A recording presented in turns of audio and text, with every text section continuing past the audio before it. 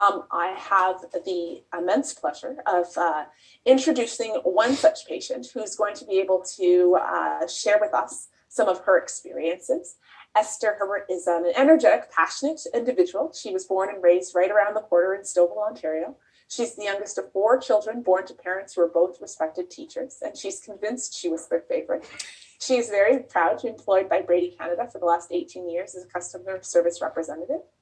And after a lifetime of suffering, Esther finally received proper diagnosis of bipolar disorder by Mark Berber in April of 2000, and right here at Markham Stouffville Hospital. Since then, her driving passion is to spread awareness and eradicate the stigma around mental health issues. Her biggest achievement was kicking off the 2018 Run for Women with a motivational speech, and she spoke to 2,000 people, all poised and ready to make a difference in our community. And she said it was an honor beyond description. Today, in looking for the land acknowledgement on the website, I saw Esther's face again. So if you go to the Oak Valley Health website, you can see her there. And there's a little bit of it there her as well there. I'm very happy and very honored to be introducing her today. And please go ahead, Esther. Thank you so much, Dr. Henry. I am absolutely delighted to be here today. It's an honor, and as you had mentioned, it's a privilege for me to be here. I know that I was so excited about today that I called up my brother and I said, got this event coming up. It's March 2nd. It's so amazing, and I want you to think about me. And he said, oh, Esther, that really is a big deal. He said, don't screw it up. So I thought, great, older brothers, aren't they delightful, right? Anyway, I wanted to shed some light on bipolar disorder. It's something that I've lived with a huge portion of my life, and it's an honor to tell you about it because a lot of people still to this day don't discuss mental health issues, and I want to bring it to the light, and hopefully we can all learn something from each other today, and that's my goal. So I wanted to tell you about my growing up times. I had, as Dr. Henry mentioned, I grew up with 2 very renowned and respected pillars of the community parents. One was a math teacher, head of the math. One was English teaching. And that was a lot of pressure if you think about that right there. So you have that going on. And my mom was a no-nonsense, very strict, very religious, very harsh, a person with a high expectations for her children, and you could not measure up no matter what you did. I mean, she would always say, try harder. So I thought to myself, this is quite the life I have here. Then to talk about my siblings, my oldest brother, Tim, 10 years older than myself, brilliant. He had a high IQ and he could figure out anything. He could also work with his hands. He was super talented. My next brother, David, he was the gregarious, charming person that always did the public speaking or emceeing at variety shows and so forth. And he went on to be a world-class lawyer in a very prominent U.S. city. So then next was my sister, Rebecca. And keep in mind, I was a tomboy. I always battled my weight and so forth. And here was Beck, 100 pounds, soaking wet. And she was drop dead gorgeous, and she had talent and talent and talent. She could sing like an angel, and she was asked to speak as well. And people just adulated over her. She dated, anybody in the area wanted to date her. And I thought to myself, wow, this is really, really tough. I was just, my nickname's Et. So I was just Et, and I played volleyball, and I'm thinking to myself, does anyone care that I play volleyball? And, my self-image was not as high as it could be because I was doing that comparison. I wanted to be liked. I wanted people to really enjoy me, but I didn't know how to twist their little arm to do that. So I thought, well, maybe as an 8-year-old, if you can imagine, I thought, well, I'm going to try this. So my brother was having a party. My parents were out of town, so nobody was home. In the backyard, I would scout around and I would find some beer. And then I'd scout around in a jean jacket pocket and I'd find cigarettes. So instead of joining the party, which I knew I couldn't at 8 years old, I would hide beside the house. And I had my first beer and I heard my first cigarette. And you'd think, well, that's childhood pranks and so forth. But unfortunately, that started off the addiction that I had to both for many, many, many years. So that's an awfully young age to start that. And that's just trying to get some attention. And whether it was good or bad attention, it did not matter. I also didn't know why I wanted to do those risk-taking things. So I went off to high school, and unfortunately, that risk-taking continued. So what I did at 14 and 15, I like to say I borrowed, but in all honesty, I stole from the family 3 cars. And I took them out joyriding, or at least I tried to. My brother David's beloved Satellite Sebring Plus. I couldn't get out of the garage without scraping it from the very front bumper all the way back to the back. So I smashed that one. The other one that I smashed up was my dad's pride and joy. I took it out in the country. It was wet, and I skidded into the ditch, and I hit a tree. So this is at 14 and 15. None of my friends were doing anything like this. They wouldn't dream of doing anything like this. So I had that going on. Plus, also, when I did turn 16 and get a license, I was driving drunk, and I was going as fast as I could. Now, I'm telling my age here, but it was 100 miles an hour. I would go in the country roads, shutting off the lights, going through stop signs, and just for the thrill of it. I just liked anything that gave me an adrenaline rush.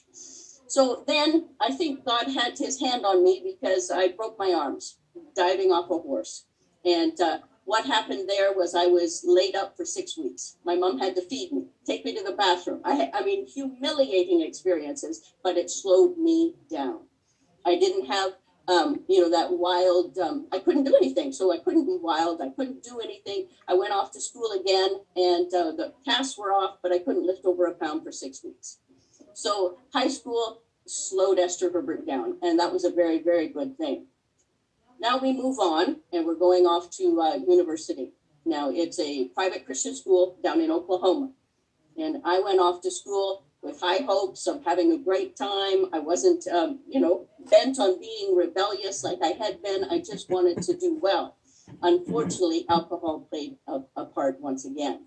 So I'll get to that, but just as I started the schooling there, I went off in the first summer to my brother's house for in Houston for the summer to build up some money for tuition.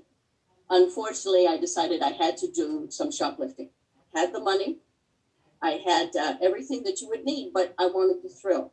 So here I am in a store, just lifting everything I possibly could. When I did get stopped and arrested, I was just a few dollars shy of a felony. So my life would have taken a very different turn if those charges would have been laid on me. And talk about, once again, embarrassing. It's my brother, brand new lawyer, and here he is having to come and bail me out. Now, let me tell you, that was not fun. There was icy silence in the car, and it was something that I was so embarrassed about and wondered why on earth I had done such a thing.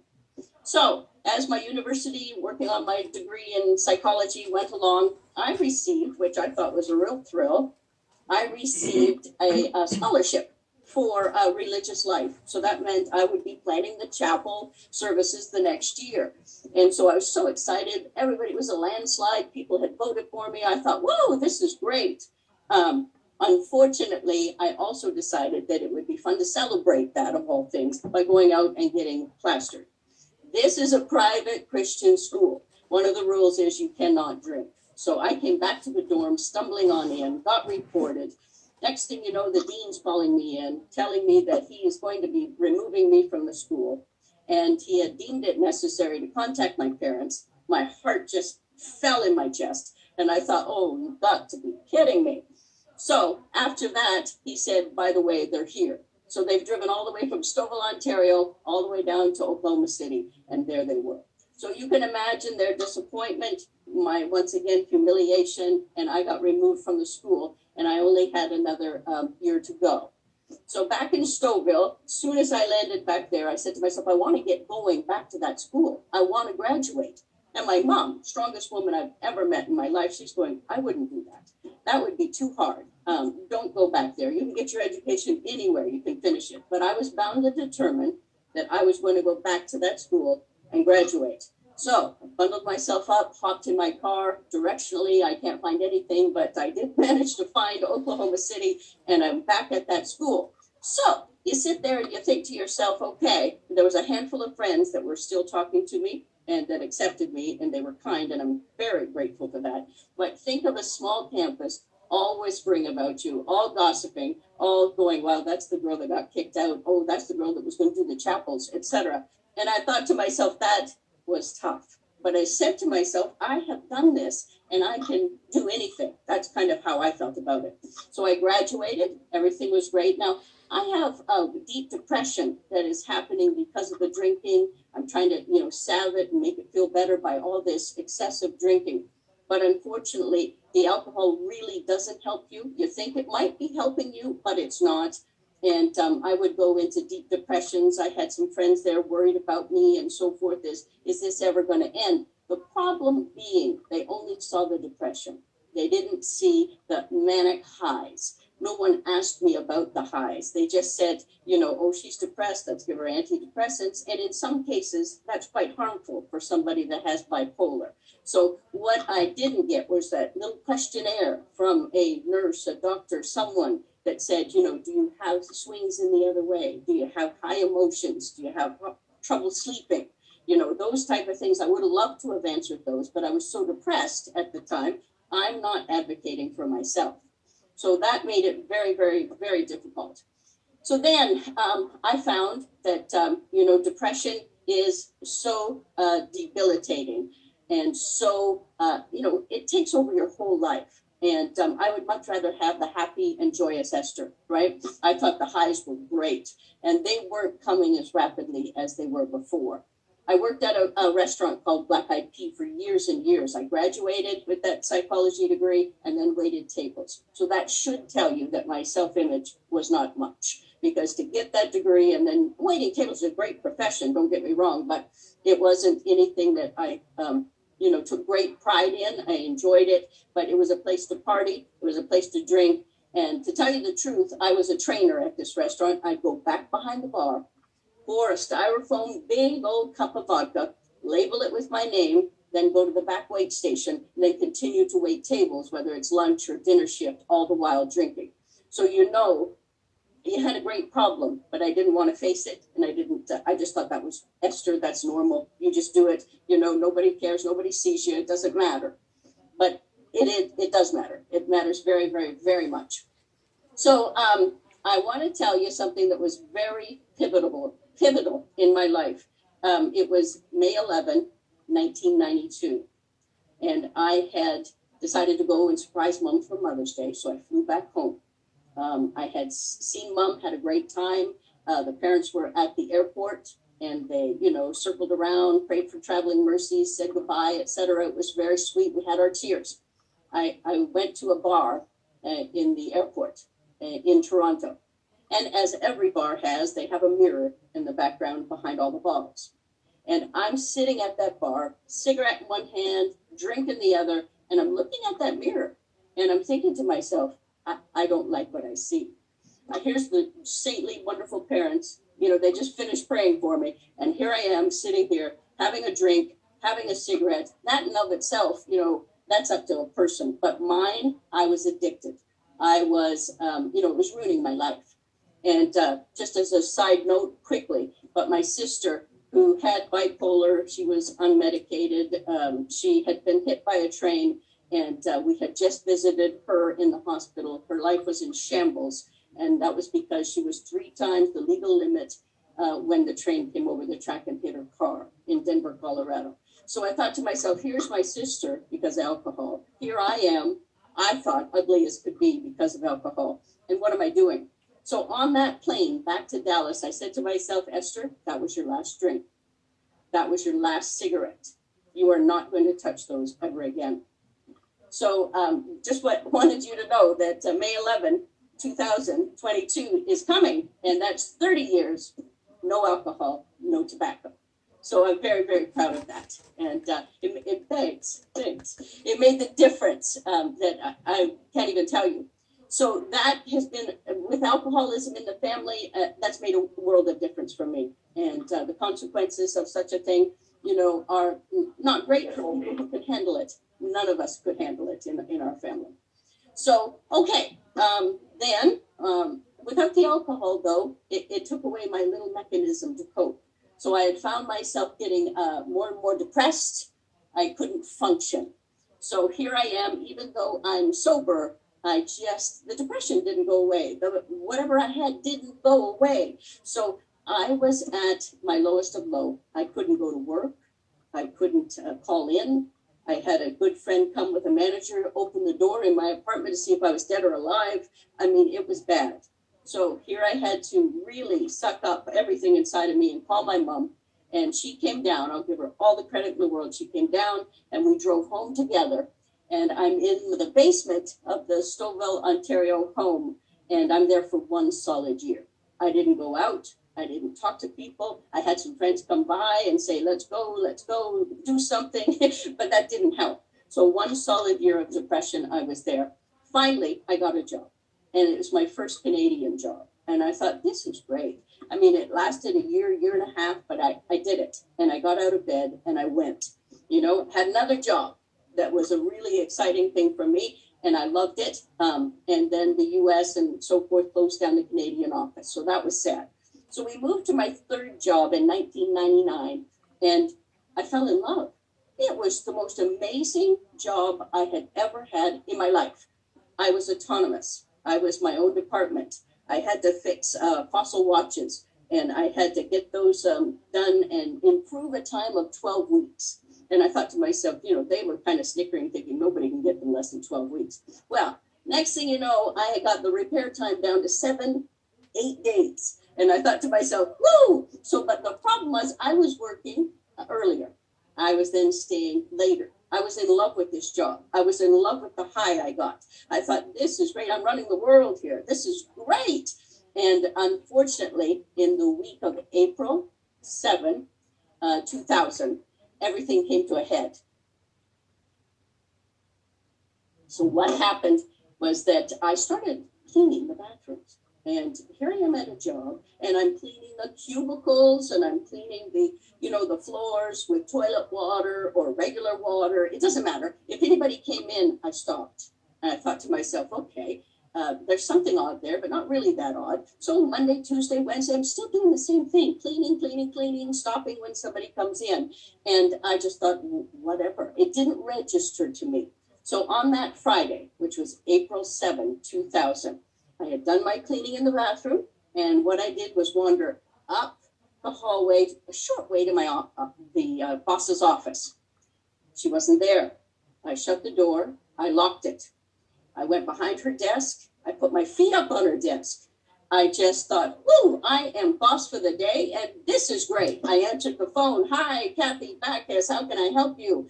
I just took over that office. My mind was completely gone. I didn't know who I was, where I was, but I enjoyed it. I thought it was great and very heady for me. So the next thing you know, they were pounding at the door, pounding on the window out from the parking lot. They couldn't get in. Nobody had a key.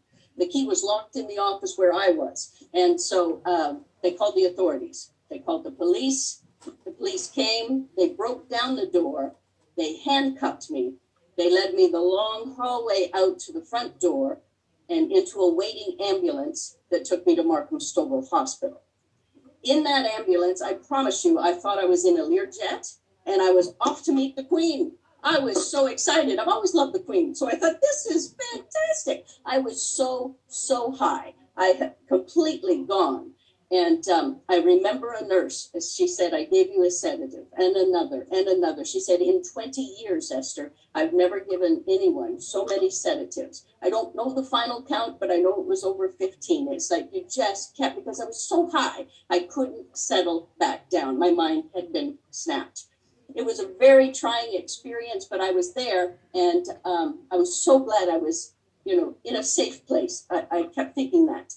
So the next day, I met Dr. Mark Berger, and he gave me the greatest gift I think I've ever received in this lifetime. He gave me a proper diagnosis. He said, Esther, you have bipolar. I thought, bipolar? Oh, thank goodness. I mean, because I can work on that. I can study that. I can manage that. I can take care of myself. I can function. You know, that didn't come all at once. I was there for 2 weeks and then 4 weeks outpatient program, but he gave me that gift. And there's absolutely nothing like it in the world to know what you have and what you can do with it. So that was a pivotal part in my life. I had 22 years from 15 to 37, not having a clue what I had and how to manage it, and how to explain to dear parents that I have reckless, rebellious, horrible, heart palpitating thrill type of existence just because of a disease I didn't know I had. So that was a big day in my life. So after that, I knew that you're not going to talk about this much. You are not going to, just blurt it out at work. You're going to keep it to yourself. Other than the friends that came to visit me, don't say a word, So I didn't say a word from 2000 until 2016. So I said to myself, I want to tell my boss. I like her. I think I can trust her. Her name is Chantel. And I thought maybe I will tell her. So it took all the courage. It took about 3 times starting and stopping. But I finally went into her office and I said hi, and I told her my life story about bipolar. She was kind. She was receptive. She was encouraging. She was supportive. It just blew me away. I thought, that is fantastic. So after that, shortly after I told her, Dr. Mark called me and said, there's Healthy Together is doing an article, and they would like it to be about you. You can be anonymous, or you can just use your name, Esther, or Esther Herbert. It's up to you, but you decide. So I said, I want Esther Herbert on that article. I want to come out with bipolar and talk about it. Break some stigma. Let's go. So lovely article. Appreciate the lady that wrote it. And then I got to deliver 3 speeches on mental health days there at Markham Stouffville Hospital. One on bipolar, one on addictions, and then the kickoff that Dr. Melanie mentioned about the kickoff run for women. I got to give that speech. My very dear friend, Mike Richards, is also Raw Mike Richards. He's a radio show host. He's had me on 5 times to talk about mental health. So, and I see him here. Thank you, Mike. So that has been just amazing to me that people will want to listen about my story. It's just amazing. So I guess I entitled this because darkness. I've had lots of darkness, lots of problems, lots of headaches from my parents. And there's been so much light that has come because of it. I want to concentrate on the light. And I think the number one thing is I've had longevity with bipolar wellness. Now, that is a hard thing to do these days. Many people would start their medication, start to feel better, and then they'll quit. Bipolar is a high in suicide rates of all mental illnesses combined. It's number 1. So it is a very hard disease to manage, but I've had it for, diagnosed since 2000, and I've managed it for 22 years, which is very exciting to me. 18 years I've been at Brady. So if you think about that, people with mental health issues, they do not hold down jobs easily. And I feel for them and I care about them. And I wish they could find something like I have with Brady. I've been there 18 solid years. I miss very little work, and I'm devoted and committed to this wonderful company. So I'm very thankful for that. YouTube channel I have started in 2019. It's 4 to 5 minutes long. It's positive. It's encouraging. It's mental health oriented. And I have 85, did I say, videos? And I'd love you to subscribe. Esther Herbert, YouTube. That'd be awesome. So if you want a little encouragement and just pop in, pick a video, and I think it'll be helpful for you. I had a gentleman tell me you'll never know how many people you're reaching through these videos. And I thought to myself, isn't that fantastic? What a wonderful thing. That encourages me. So let's see. I think this is an oxymoron to a lot of people, but I have the strength to be vulnerable. And I believe vulnerability is a strength. So I believe you can share your story with anyone. I have shared it at work in the business field. I've shared it with my friends, my family.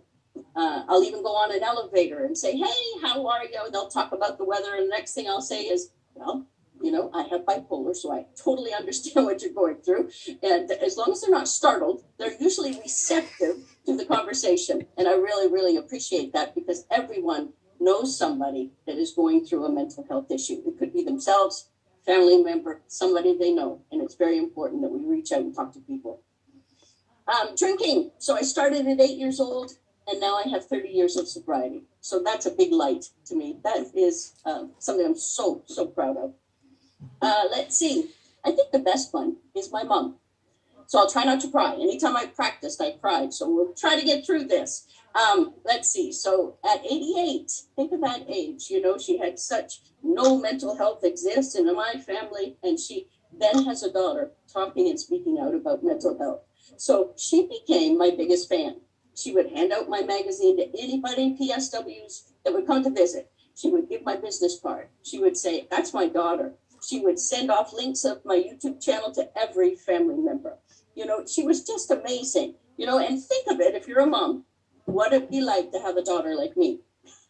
So, I mean, she really came through for me at the end. So we had 7 years of a beautiful relationship, and she passed away 2020 at 95. So that is a huge light to me, and I'm very grateful for that. And no tears. Wow, very good. Okay, so, and the last thing is that I see that God carried me all the way through this. I wondered where he went, but he was right there with me through every darkness and brought in so much light that now I see it all around me. So that's a big light to me. Okay, I think that all of us can make a difference. Each and every one of us, you folks are invested and you have opportunities that are unlike any other thing and any other profession. You know, I always like to say you can't expect people with their last bit of strength to reach out. So it's up to us who are compassionate, who are supportive and kind, to reach out and notice things that other people would just overlook. So you have that opportunity, and I know you're exhausted. You've been through a pandemic. We can't relate to that really, like you folks, but I want to tell you that what you have done matters. I'll tell you a story. So I did get the help and the diagnosis in 2000. That was a big thing. I'm into little things more than anything else. So this nurse, when I was at my worst and my head had been, split in two, I was wondering if I could ever pick up the pieces again. She would come to visit me, and she would just pop in and talk about my recovery, and then she'd tap my arm and she'd go, Esther, you're going to be just fine. And I thought to myself, well, certainly not. By the second day, I kind of thought, well, that's nice. By the third and fourth day, I thought, maybe I will be okay. I wish I knew her name. I don't. But I do know that she made a profound difference and altered the course of my life with her encouragement. And that is something that I think all of us can do, whether we're aware or not. So I want to tell you that you matter, and you folks matter tremendously. And on behalf of anybody who's come through a hospital and been touched, I want to thank you for that. It's been amazing. I've enjoyed this, Dr. Melanie Henry. Thank you for having me, and God bless. Wonderful. Thank you. Thank you so much, Esther. I'm going to be managing the chat as well as anyone who wants to ask a question. You can feel free to unmute yourself, or if you want, you can just go ahead and ask the questions. If not, you can lift your hand. I will watch wherever. And people, just let folks kind of think about that last message, which was just absolutely touching and beautiful, but also just think about the journey, Esther, that you have been through and the strength that you've shown throughout it. I really was kind of touched and kind of, it made me really think when you brought up the idea of strength and vulnerability.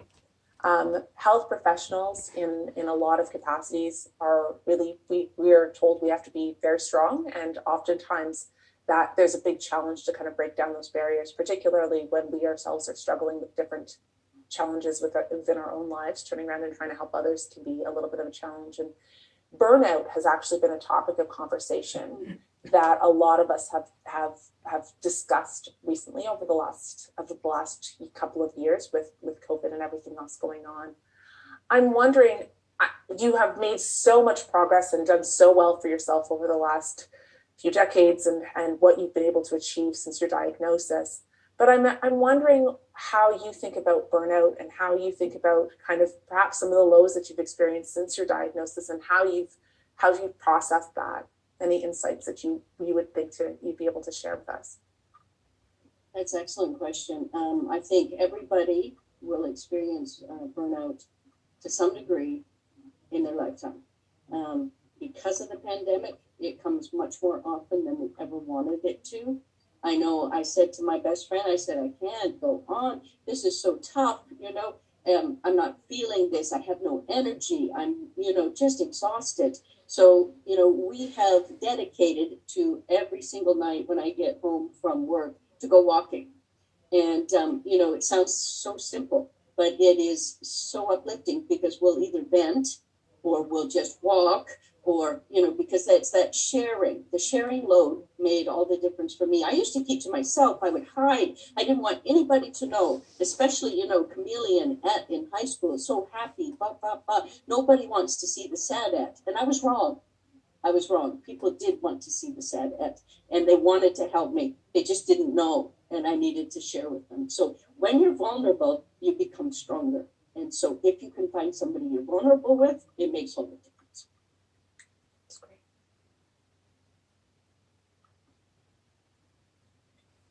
Anyone with any thoughts or questions, anything they wanted to share? Just ask me anything.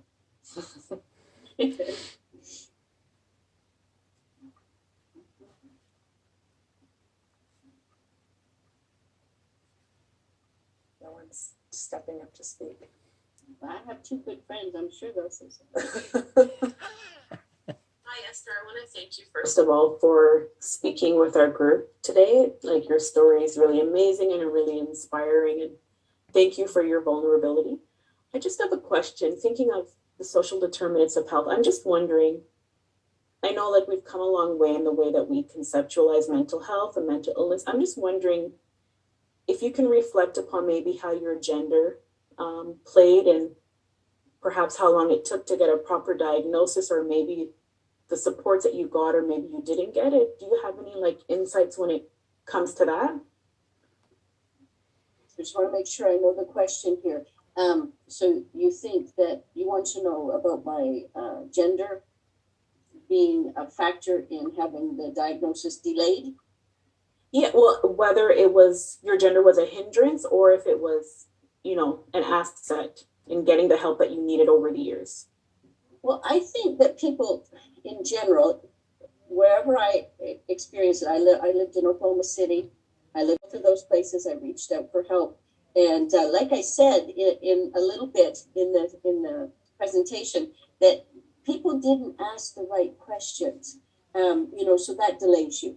You want to express yourself, you're too down, you're even embarrassed that you're going to ask for some help or somebody has dragged you off to get help, and that they are not asking the right questions. I mean, you think now, in 2022, a lot more questions are asked, Somebody exhibits some depression and they think, oh yeah, depressed. That's all they've got. We've got to help them, blah, blah, blah. And depression, because it's been so talked about, I think it's counterproductive to us sometimes too, because they think it's old hat, oh yeah, depressed, we overuse it, depression does this. And, when you know someone that has severe depression, it's huge. It's debilitating, so I think the listening skills of people have become more acute.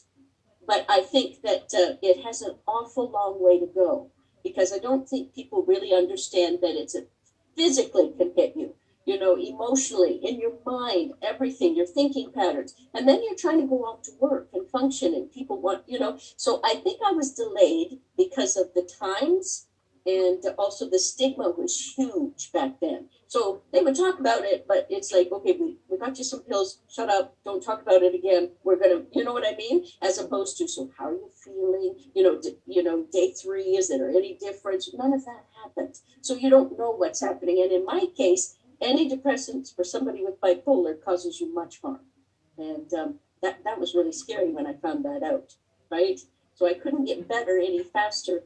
I think if I was born now, I think in the next 18 years, it's going to be so much better for the children, those of you who are parents, you have a lot more hope going on because people are talking about it. I mean, it's open. It's not a scary event anymore, as opposed to, oh my gosh, my mom's time, it was you're in an insane asylum, right? And then you move forward, and mine was still cloaked and daggered a little, and now it's becoming more open. And I don't know if, honestly, I don't know if my poor little baby Ed, if she didn't know anything, we'll just keep her quiet. Maybe. I don't know. I don't think my family was trying to squelch me. That's just my impressions upon occasion, because when you're the youngest by far and you're trying to speak up and say something, no one's really listening. That's why friends became the world to me, right? Thank you so much. Thank you for your question.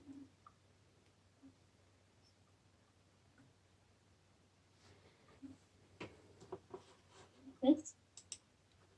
Yes, hi.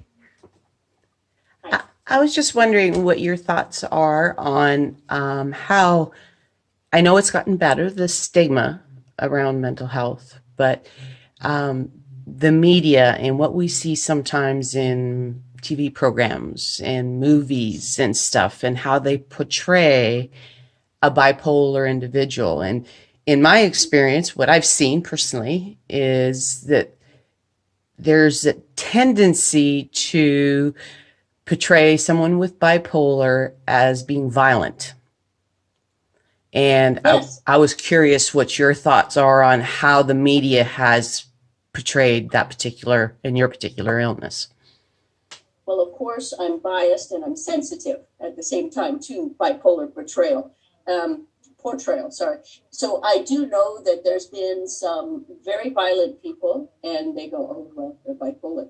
And in my studying and in my personal life, violence doesn't enter into it. I mean, I think that, it can, depending on the person, maybe the drugs or the interaction, whatever's happening, sure, it can. But I would really like, the bipolar is, flights of fancy and scattered thoughts and delusions of grandeur. None of these things really, and alcoholism plays a part, and also sexually active and so forth. So those are the things.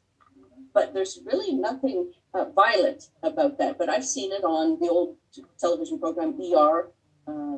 I saw a woman portrayed as violent, and but you see, in my case, I had to be handcuffed. So not because I was overly violent, I just was gone mentally, and they did it very respectfully. And I'd like to see more of that. I mean, they put them at the front and they covered with a jacket. They put 120 people that were working there in the back, so I wouldn't be seen walking out. So, I mean, that was very humane, or whatever you want to say there. And that was very touching. Some programs, but I know people like programs for sensationalism, but unfortunately it does, perpetuate the stigma of people being scary. Don't come near them, don't touch them, don't reason with them, So when you see programs where they actually have a team that goes out to somebody who's mentally disturbed and talks them down before the police come, that's fantastic. So I think we're coming, and open discussion and dialogue like this. Open dialogue makes all the difference in the world. People will say, oh, well, it's just talk. No, this talk makes changes, and that's what I believe in. So it's a great question, and thank you very much. Thank you. Well, I'm going to jump in here and wreck everything I know. I said, oh boy, here we go. The sports radio guy is going to come on and talk about the Raptors. No, I hope he's doing that. But I can tell you, and obviously I'm a little biased. I've known this woman and young girl since kindergarten, so I can speak to not knowing what I thought I knew of her, and we were as close as a brother and sister could be. I lived one block away, and didn't know anything until 2016. I mean, I just didn't know. I mean, I knew there were some struggles in high school, but it wasn't, we all struggle in high school, and they're all issues. So you just think it's part of the growing up process. But what I'm most proud of her is the fact that these kinds of forums, and I think what they represent, and even though I've not struggled with mental illness, being someone who's someone who survived cancer, I think what happens in a hospital as a patient is you realize how busy a hospital is. The function of the hospital itself, all the people it takes to make you better, is all consuming. And so when you need extra information, you want it from someone, I think, that has gone through what you have just gone through. Because quite frankly, most of the doctors, nurses, the support staff, they just don't have time to have this personal interaction with those who have just gone through the circumstance. And what Esther has done and what you see here today is she articulates so well what has happened in her lifetime that you can imagine coming from someone that is not a doctor. She's not a surgeon. She's not part of the hospital per se, but she's you and me, as in this person who's just gone through this. And there probably isn't enough of that. Not that the hospital has to be responsible for these, bringing in yet more personnel, but figuring out ways and how to get this kind of dialogue and get people like Esther in contact with those who have just gone through these circumstances, and maybe it's decades of circumstance. I know I felt that way as a colorectal cancer. That they give you a pamphlet. And my surgeon is in Sunnybrook Hospital was absolutely spectacular. They saved my life. But post leaving that hospital doors, I was kind of on my own. So what you're lucky enough you find YouTube. So maybe I do find Esther's thing. Or in my case, it was, with ostomy and ileostomy issues. But I think we can do probably as a people a little bit better in using those that have survived it, can talk to it. And for Esther, who's been very public about it and certainly been on radio shows and different things that I've been on, it is the path to that communication, that greater interaction with people. And look, I understand Bell has their big Let's Talk, and I know it's done a world of good in some circumstances. But for the most part, in the corporate world, the radio world, it's one day.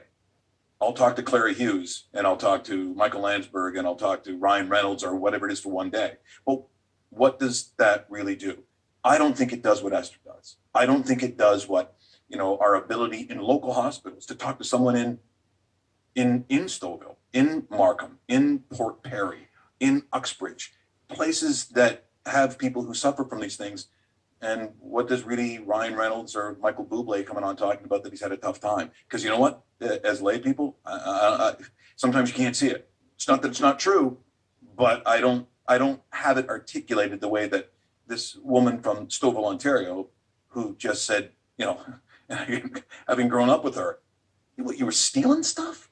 They did what? I mean, when I was the hockey player, I was the athlete guy that went to all the quote unquote crazy parties with all the hockey players. And I'd say, Ed, don't worry yourself. Don't you dare come to this party. They'll be drinking and maybe some swearing. Maybe this isn't for you.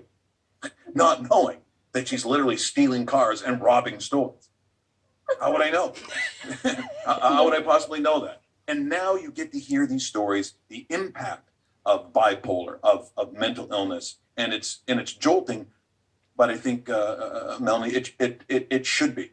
It should be jolting, because that's how you move the world. You shake the cage, and I think that's what Esther has done. So I think, in terms of hospitals, for all the things that they can do, there's just simply things they can't get to, and it's unreasonable to think that all of a sudden you're going to find more money in this world to do it. But you can find her.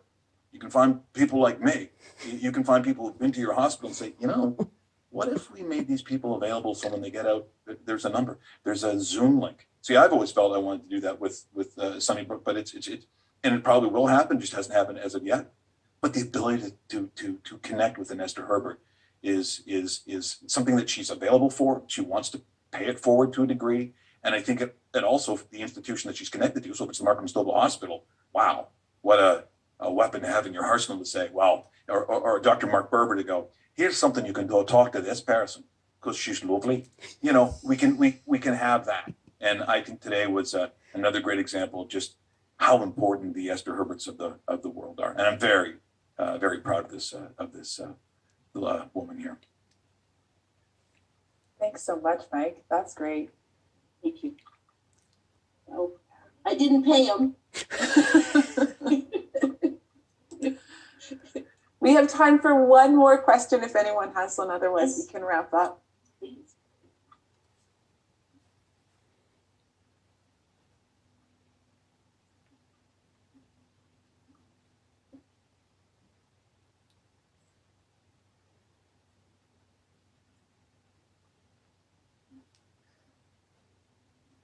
Looks like some people are Zoom shy. That's okay. What was I before today? Wow.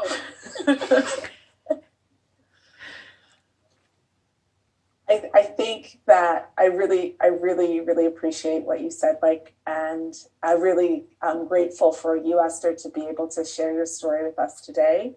There is so much we try to do as health professionals, and there's things we can't do because we don't have the lived experience to be able to empathize and to relate to folks going through a situation. And Esther, I think you do that very, very well.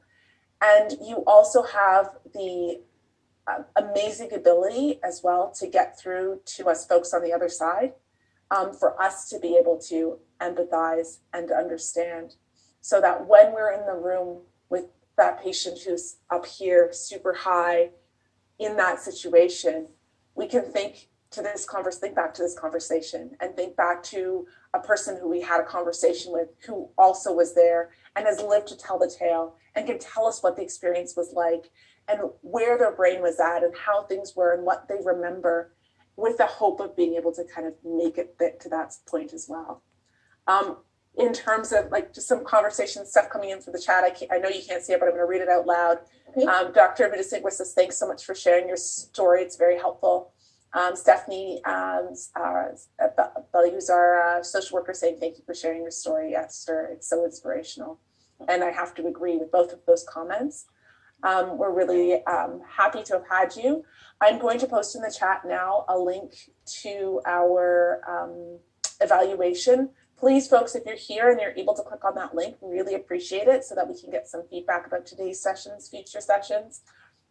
This patient perspective piece and understanding that side of things, I think, is really important, and I think something that us as an organization we're working towards, and we need to continue to work towards. Oh, and Jennifer has also said, absolutely wonderful. Thank you so much, for sharing your strength. Oh, and she's letting you know, Mike, I don't know if you can see in the chat, but there is a support buddy program starting. So if you want more information, Jennifer's one of the social workers at the hospital.